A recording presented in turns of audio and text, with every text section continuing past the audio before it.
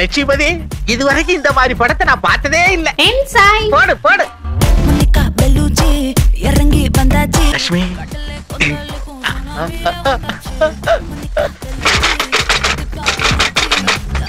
என்னடா அம்மா, பக்கத்து வீட்டு லோகேஷ் விளையாட கூப்பிடுறான், போவா. இன்னைக்கு தான் அதிசயமா பர்மிஷன் கேக்குறாரு. போடா.